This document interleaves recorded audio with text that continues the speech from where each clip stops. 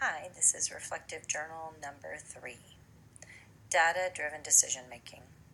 It seems to be all the big rage. Principals, teachers, central office personnel are collecting, analyzing all various types of data to guide an array of decisions to improve students and student success. Some may suggest that educators are drowning in it. Do I agree with this statement? I would say yes.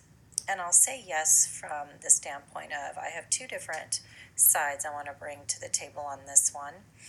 First of all, our district has recently spent the last 2 years working through a company called KDS that is through Illuminate, and they, in conjunction with us and our teachers, have put together benchmark assessments that students take in Illuminate that are mirrored from our CASP, the state testing.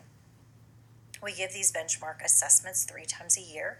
We just completed the first one in October, and results were just given out right before the Thanksgiving break. Our next window opens up the second week of January. Those results will come out at the right in February before the break. We have a ski week break. And then our last one will be given in April, which will be right before the CASP state testing. Ironically enough, when the results were just given out right before Thanksgiving break, teachers are not necessarily given enough time to actually look through the assessment, find specific students, put together lesson plans that specifically go with the most frequently missed question, put those lesson plans together, and teach them to their class before our next window opens in January.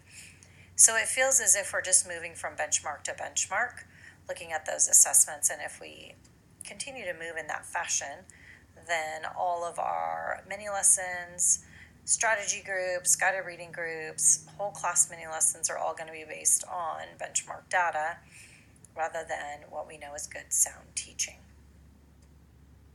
Are educators interpreting using data in ways that actually benefit student outcomes at my site? The reason I wanted to say I have two sides to this is I just left a site in my same exact school district that I was at for 28 years.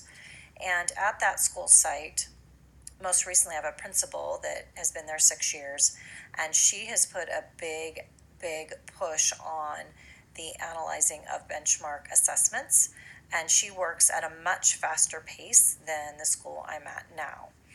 She will give us a staff meeting where we have our technology TOSA come, and he literally goes through and helps us pull data, and in an hour and a half staff meeting I have all the data that I needed, and I can quickly put together those strategy groups.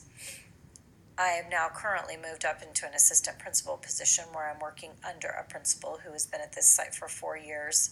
The test scores are significantly lower at this site than they were at the last site that I was at.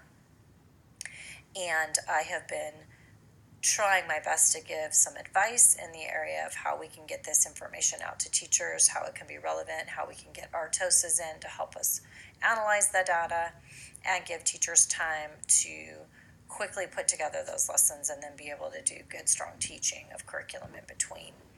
And I'm getting a little bit of a pushback from the principal that I'm working with now.